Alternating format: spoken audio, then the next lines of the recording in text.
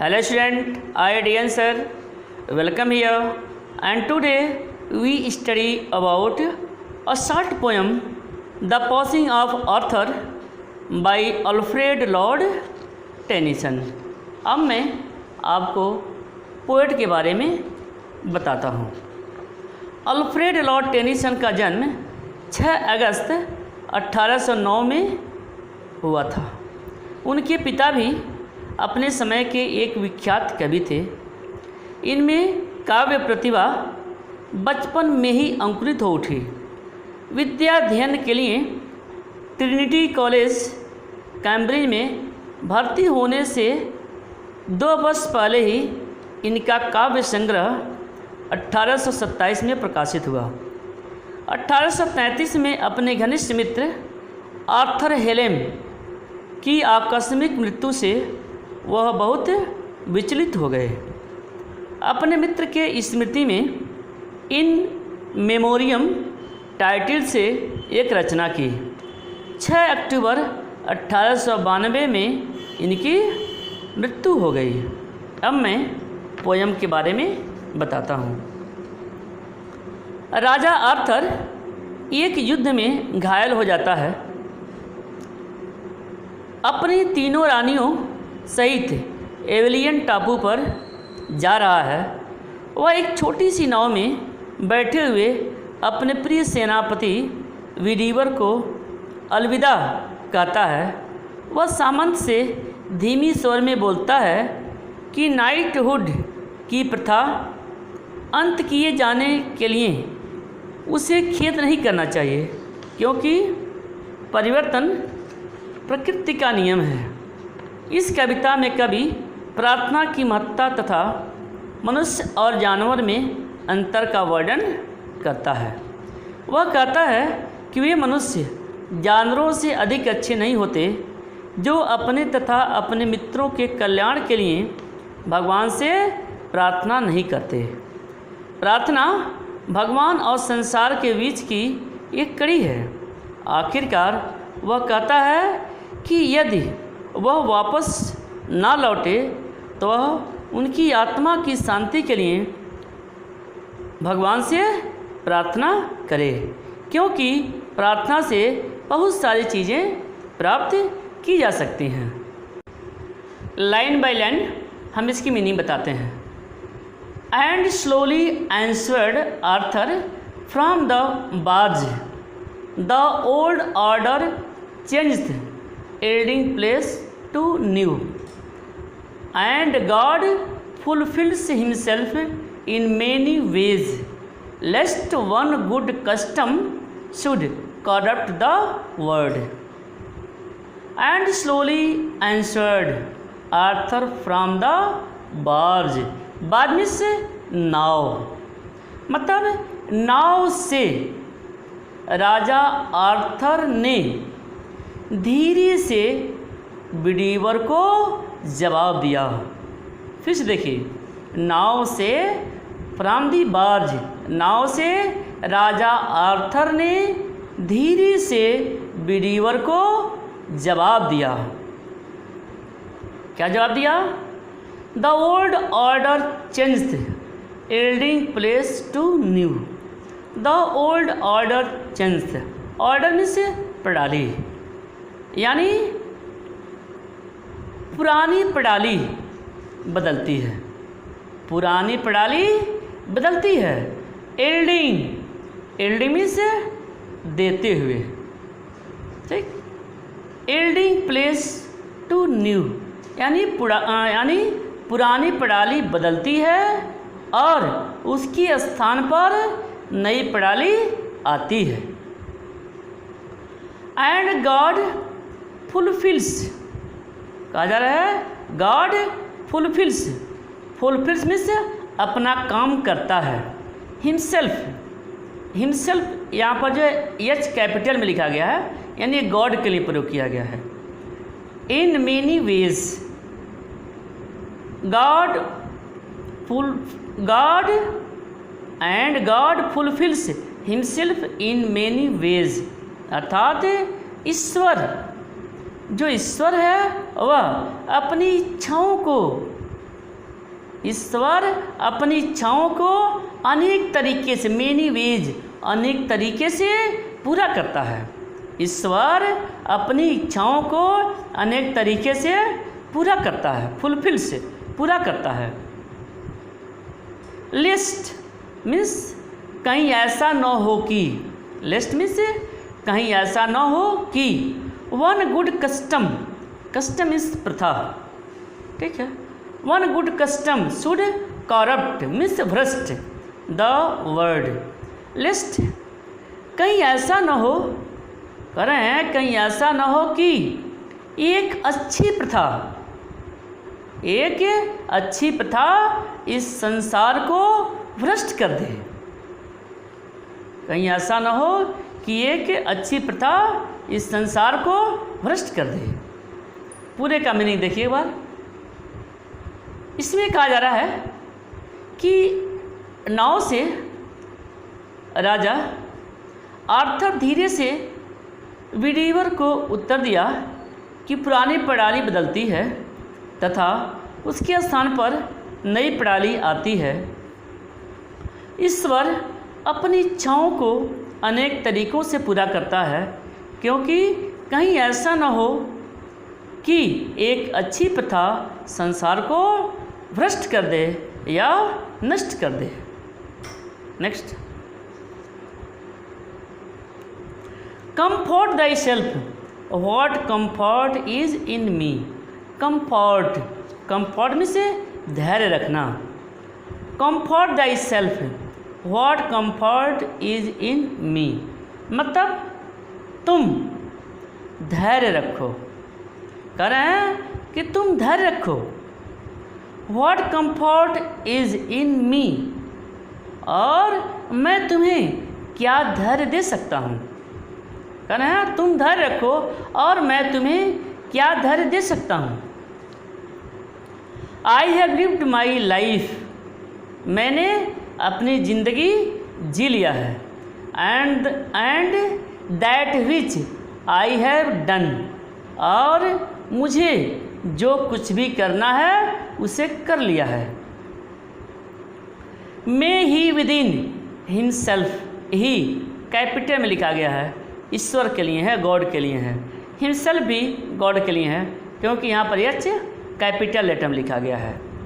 May he within himself make pure, मतलब वह यह कर रहे हैं कि वह स्वयं, कर रहे हैं कि वह स्वयं जैसा मुझे शुद्ध बनाएं। अर्थात वह यह चाहते हैं कि जो ईश्वर हैं अपने जैसा उसे भी शुद्ध बनाएं।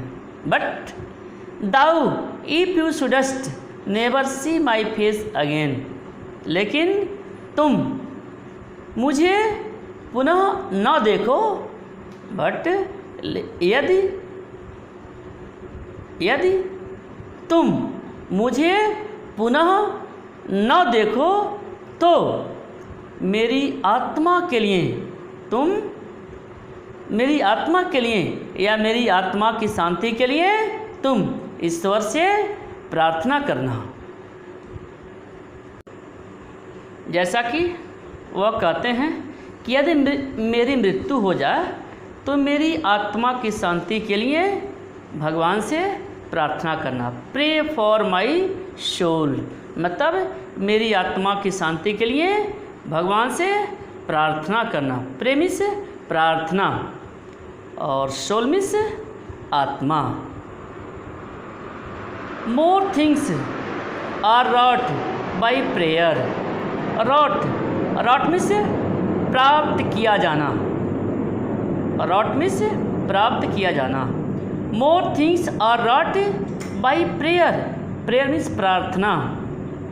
अर्थात वह ये कहना चाहते हैं कि प्रार्थना से बाई प्रेयर, प्रार्थना से बहुत सारी चीज़ें प्राप्त की जा सकती हैं।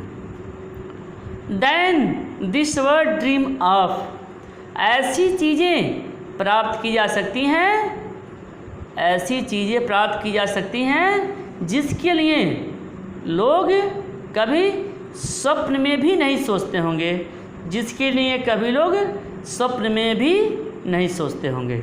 यानी वह यह कहना चाहते हैं कि प्रार्थना से वह चीज़ प्राप्त की जा सकती है जिसके बारे में आदमी स्वप्न में भी नहीं सोचता है।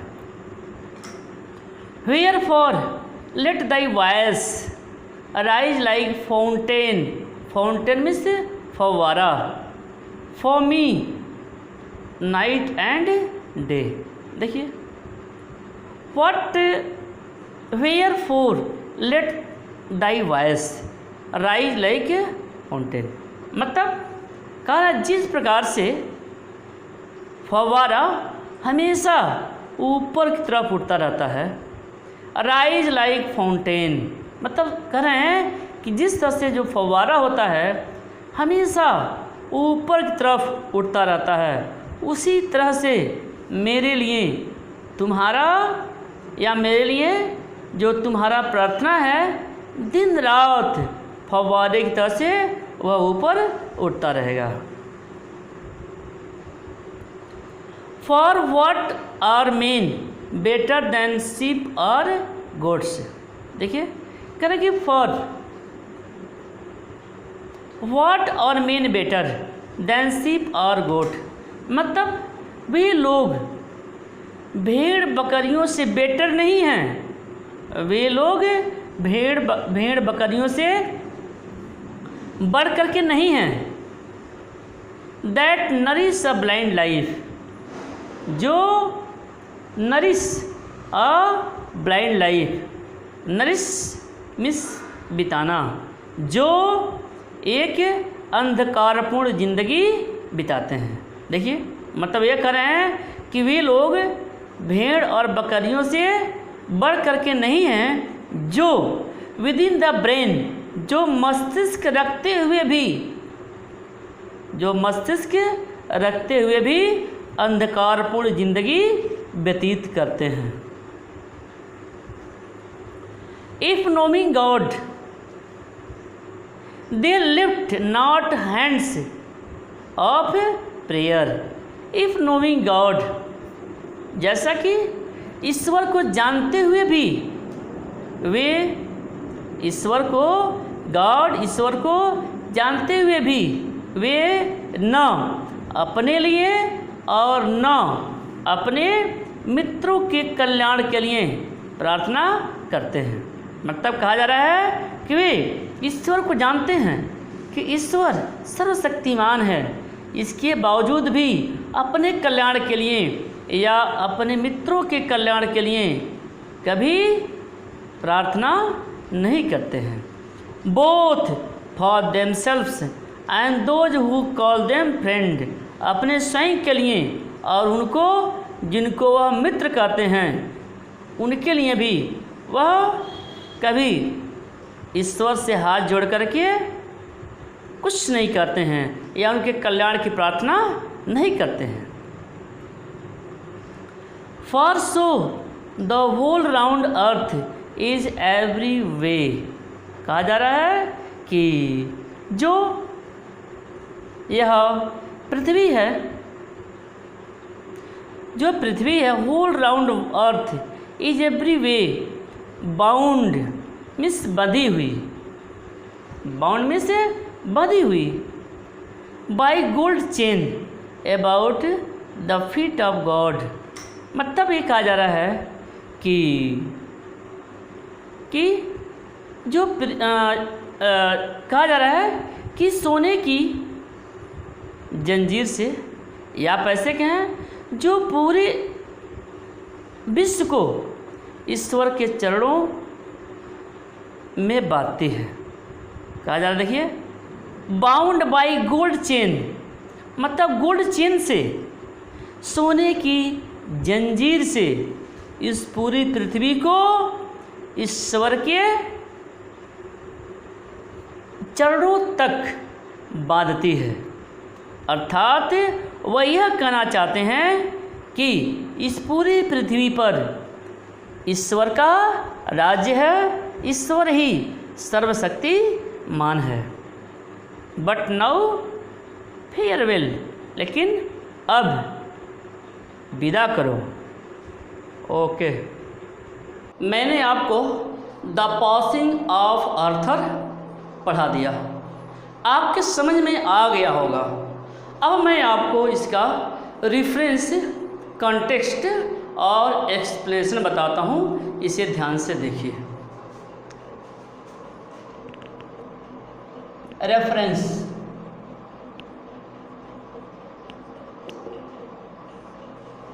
रेफरेंस में क्या करते हैं? रेफरेंस में रिलेशन नेम और पोएट नेम लिखते हैं, अर्थात रेफरेंस में हम पोयम और पोएट नेम लिखते हैं। यह पूरी तरह से सही रहना चाहिए, ये ध्यान रखेंगे, पहली बात। दूसरी बात, जो लेसन नेम है और पोएट नेम है वह आप चाहें तो ब्लैक पेन से लिखिए ताकि वह हाईलाइट रहे, और मुख्य रूप से एग्जामिनर उसी को ही देखता है और वही देखना भी चाहता है। ठीक है, तो चलिए देखिए, लिखिए। These lines have been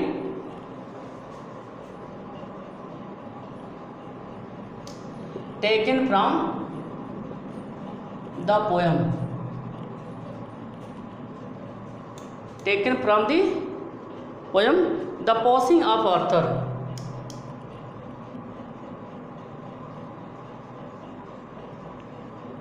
The Passing of Arthur. The Passing of Arthur.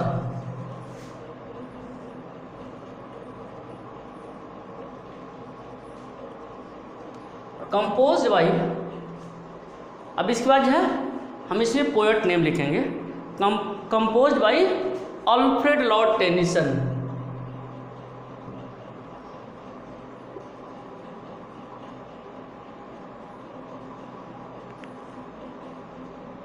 यह आपका रेफरेंस हो गया। तो देख लिया आपने रेफरेंस, अल्फ्रेड लॉर्ड टेनिसन, यह ध्यान रखेंगे।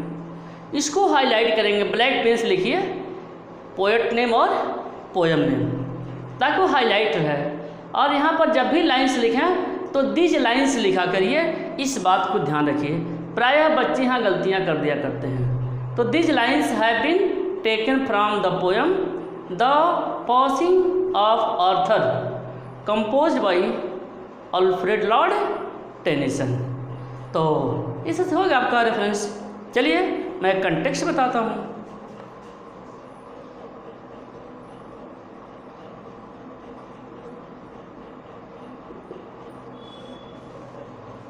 कंटेक्स्ट में क्या करते हैं, जो मुख्य भाव होता है बस उसी को 2-3 लाइन में लिख देते हैं। ठीक है, इस बात को ध्यान रखेंगे कंटेक्स्ट में। चलिए तो देखते हैं।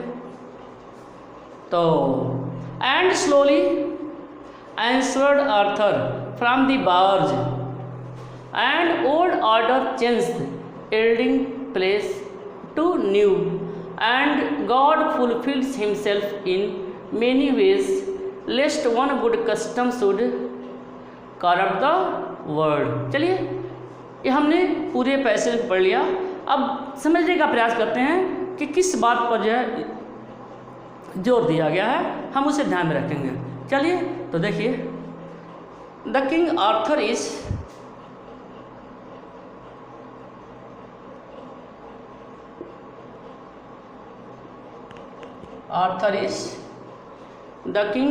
Is going on a mysterious journey.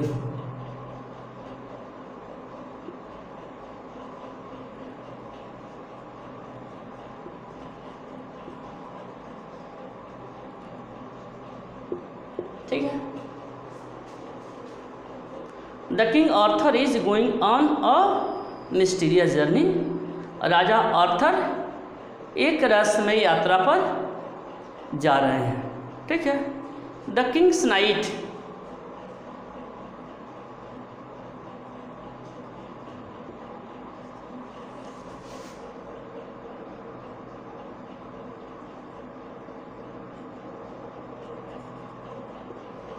The king's knight sir river,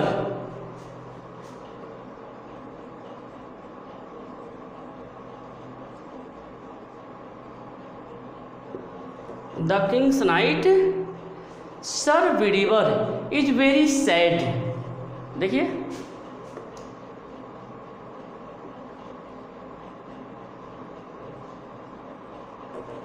देखिए the king's knight sir Bedivere is very sad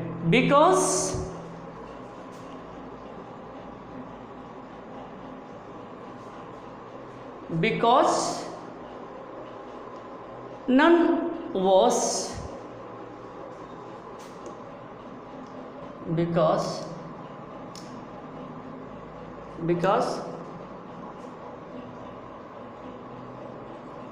none was to give him advice. None was to give him advice. ठीक है। King's knight sir Bedivere is very sad because none was to give him advice. उसको सलाह देने के लिए उसके पास कोई नहीं रहता है। आगे देखिए, आगे क्या लिख सकते हैं। देखिए द किंग कंसोल्स हिम, राजा उसको सांत्वना देते हैं। बस यह आपका जो है कंटेक्स्ट हो गया। इस तरह से आपने रेफरेंस और कंटेक्स्ट देख लिया। चलिए मैं आपको इसका एक्सप्लेनेशन भी बताता हूँ। Explanation,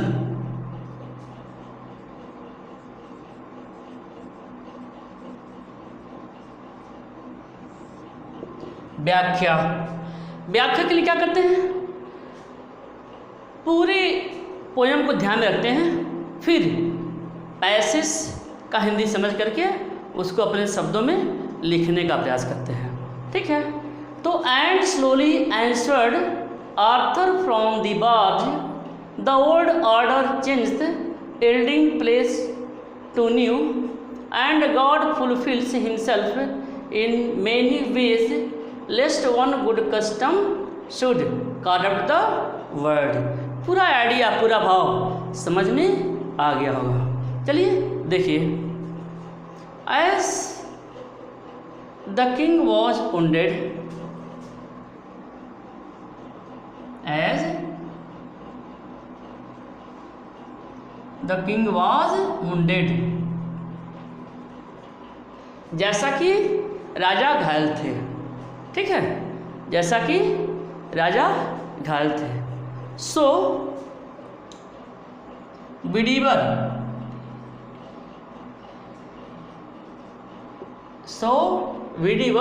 place him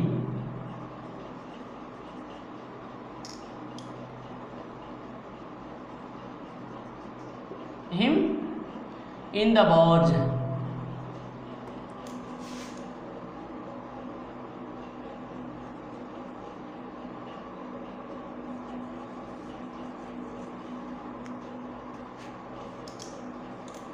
him in the barge।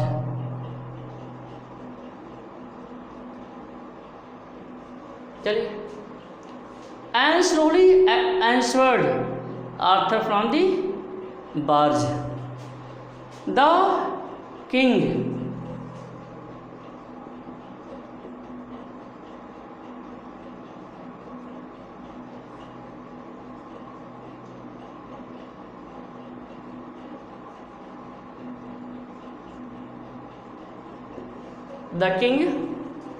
told Sir Widiver,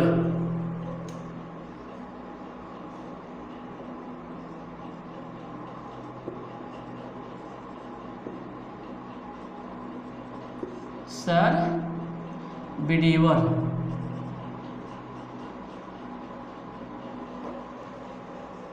Sir Widiver, the king told Sir Widiver, क्या कहा, not to repent,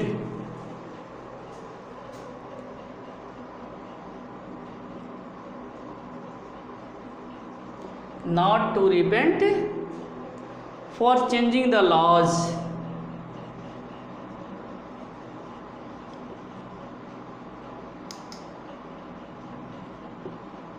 Changing the law या laws कुछ भी. The old order changed yielding place to new. तो the king told Sir Widiver not to repent for changing the law. या laws नहीं देते हैं. Laws as change is the law of nature. As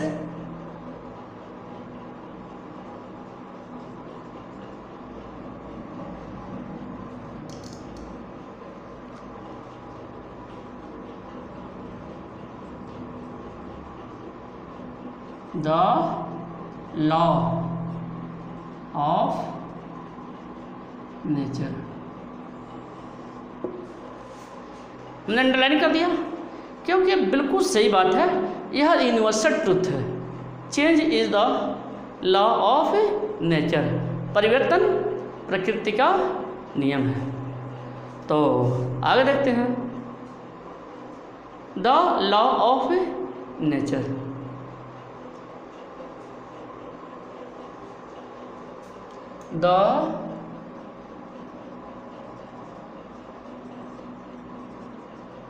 The old system changes. पुराने नियम बदलते हैं.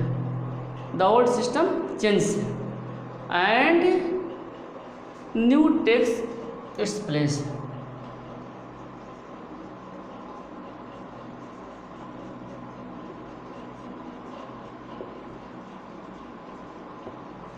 Takes its place. ठीक है. The old system changes and new takes its place. यहाँ तक समझ में आ गया है. चलिए आगे बढ़ते हैं.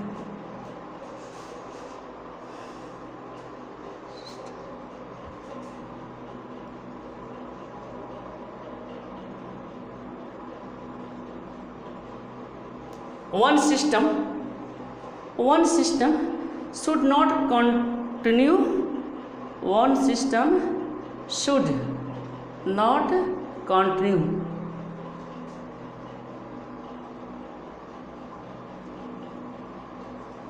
Should not continue.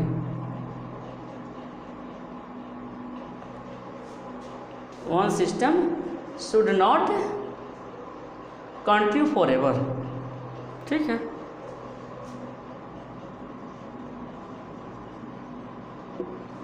ठीक है.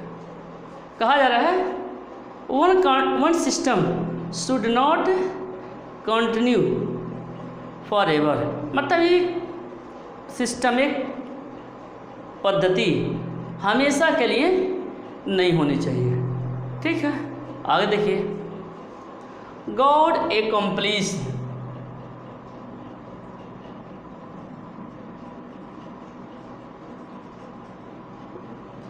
God accomplished his purpose in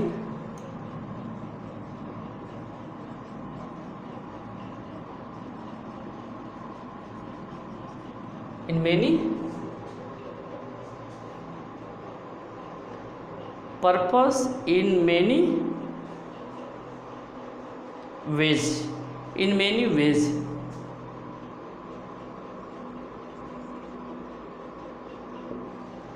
In many ways.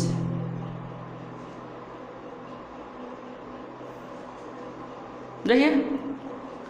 God fulfills himself in many ways. ईश्वर अपने उद्देश्यों की, अपनी इच्छाओं की पूर्ति कई तरीके से करते हैं. ठीक है. इन many veg. If any good custom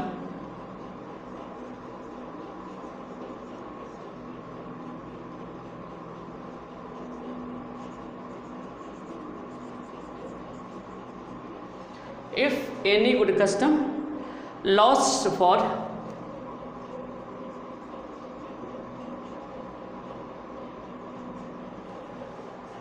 lost for long time.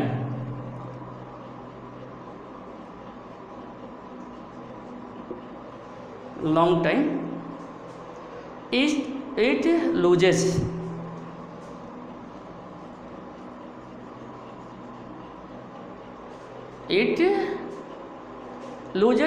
its value।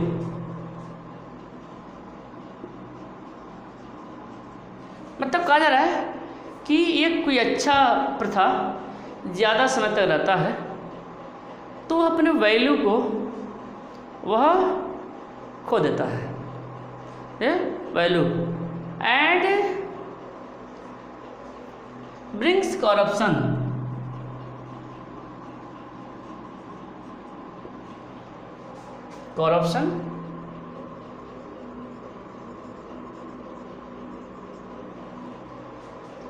So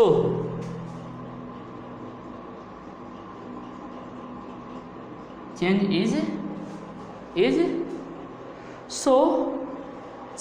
is necessary in the world।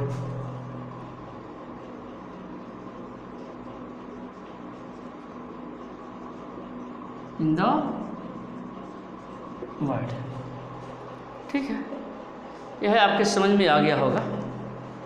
तो देखिए एक्सप्रेशन को जो है एक बार आप पढ़ देते हैं। As the king was wounded, so Bedivere placed him in the barge.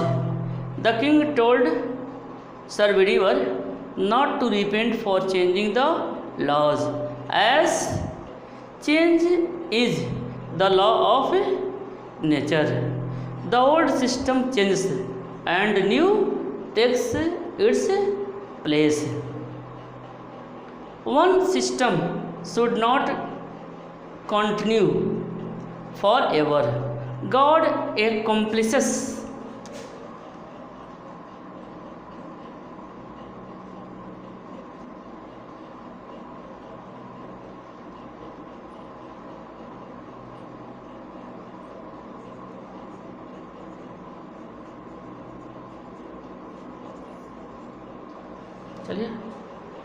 God accomplishes his purpose in many ways. If any good custom lasts for long time, it loses its value. It loses its value and brings corruption. So changes is necessary in the world. इस तरह से आपने reference, context, expression देख लिया, आपको अच्छी तरह से समझ में आ गया होगा। ओके।